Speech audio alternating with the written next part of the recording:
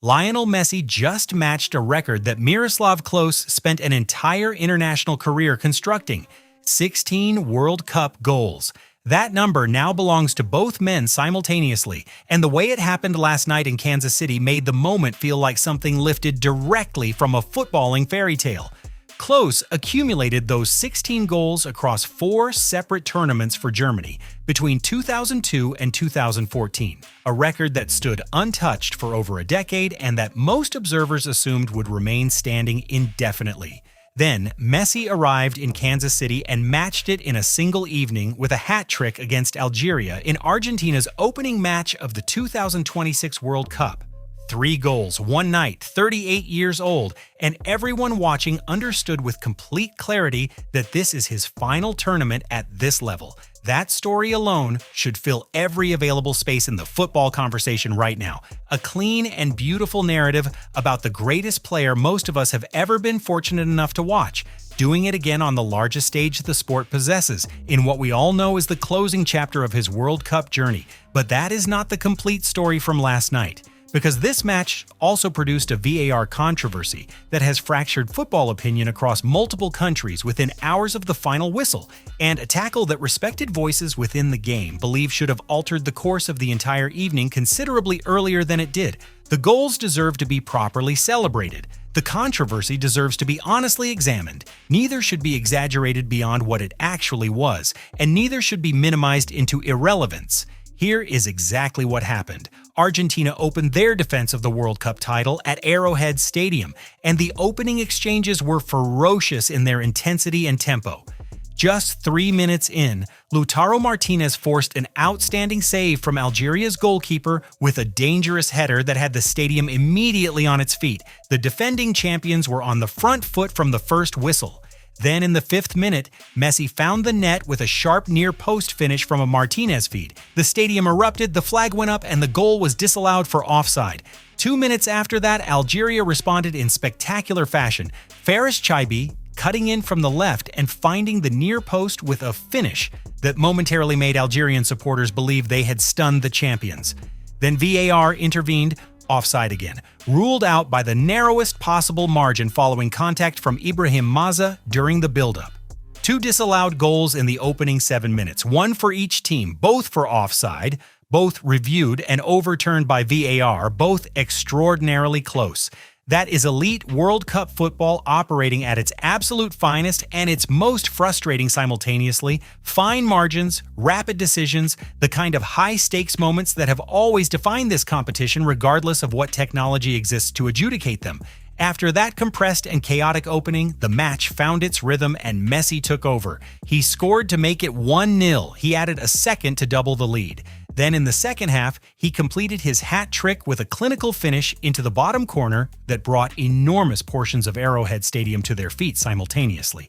Argentina supporters celebrated with everything they had. Neutrals celebrated alongside them. Shortly after completing the record-matching performance, Messi was substituted. The job accomplished, the moment secured, Argentina cruised to a commanding 3-0 victory. Argentina 3, Algeria 0. That is the scoreline. That is the headline. Messi now shares the all-time World Cup goal-scoring record with Klose at 16, with the outright record sitting there waiting to be claimed, depending on how deeply Argentina advance into this tournament. But here is where the evening's other major talking point begins.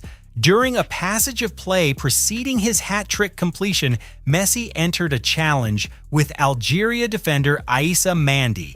Footage of the incident spread across social media almost instantaneously and became one of the most discussed moments of the entire match before the final whistle had even blown. The clips appear to show Messi making contact with the lower part of Mandi's leg in what some viewers believe constituted a stud's first challenge of significant concern. Mandi required medical treatment after the incident. Play continued without interruption. No yellow card was shown, no red card was shown, no disciplinary action of any description was taken, and that specific outcome, no card whatsoever, is the precise center of the debate that has consumed football conversation overnight. The question is not simply whether the challenge crossed the line into red card territory, though that is absolutely part of the discussion.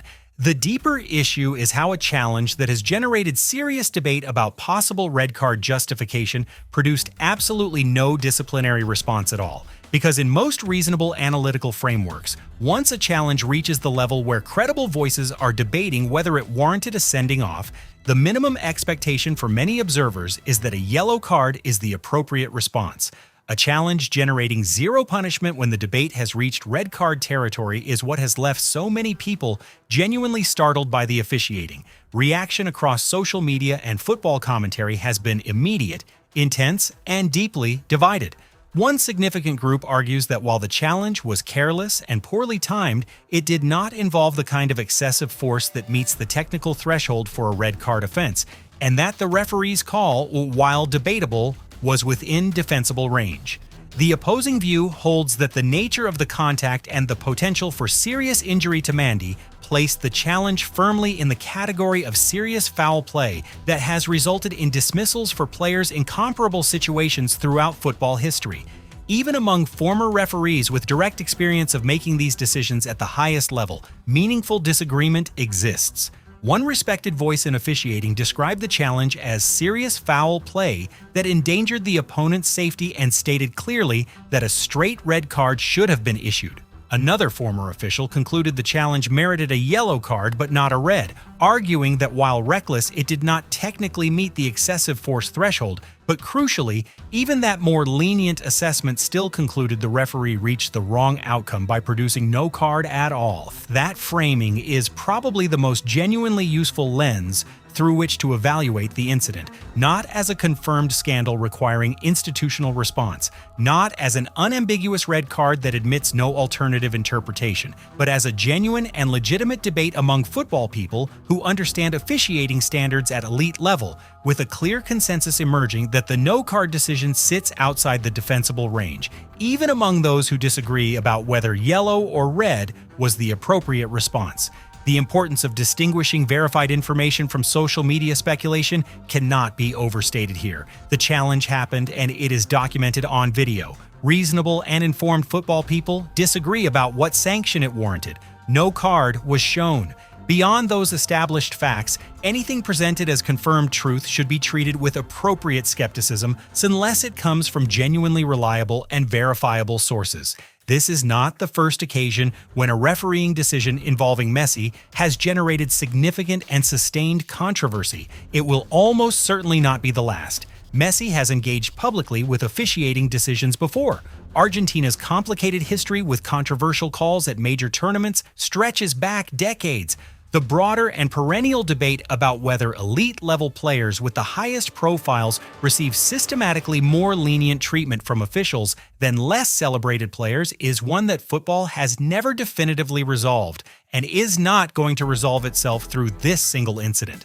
How that question applies to what happened in Kansas City is ultimately a judgment every individual viewer must reach independently.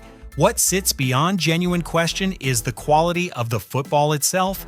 Algeria competed with significantly more conviction and organization than many pre-match predictions had credited them with. Their disallowed goal was a genuinely brilliant piece of attacking combination play, the kind that had their supporters believing momentarily that the upset was real and imminent. The final scoreline will disappoint them deeply, but the performance across significant portions of the evening contained enough evidence of genuine quality to suggest they retained the capacity to create serious problems in their remaining group matches.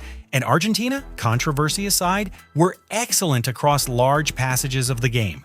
Lautaro Martinez was a persistent and dangerous threat throughout. The defensive pressing was crisp and purposeful. The movement between the lines was fluid and intelligent. And Messi, at 38 years old, demonstrated once again that extraordinary ability to make everyone watching feel as though the speed of the game itself slows down specifically for him, as though he perceives possibilities and opportunities a full beat before anyone sharing the pitch with him. 16 World Cup goals level with Miroslav Klose, already the most prolific scorer in Argentine World Cup history by some distance, and now separated from outright ownership of the all-time record by a single goal that could arrive at any point depending on how this tournament unfolds. Whatever continues to be debated in the coming days and weeks about the officiating, about the Mandy challenge, about the VAR decisions in those opening 7 minutes, The achievement itself exists independently of any of that debate and is genuinely remarkable in its own right. So where does Group J stand after the opening round of fixtures? Argentina sit at the summit with a substantial goal difference advantage already established. Algeria will regroup, and based on what they demonstrated last night, they carry enough genuine quality to challenge Austria and Jordan for the remaining qualification positions. A single defeat, even a 3-goal one, does not determine the shape of a tournament or eliminate a team of meaningful quality from relevance. As for the Mandy Challenge, do not expect that conversation to fade quietly. If disciplinary authorities elect to review the incident retrospectively, it has the potential to develop into a significant story in its own right. Whether any formal action materializes remains genuinely uncertain at this point. Now the question comes to you directly. Having examined the available footage, where does your assessment land? Was yellow card territory the appropriate response?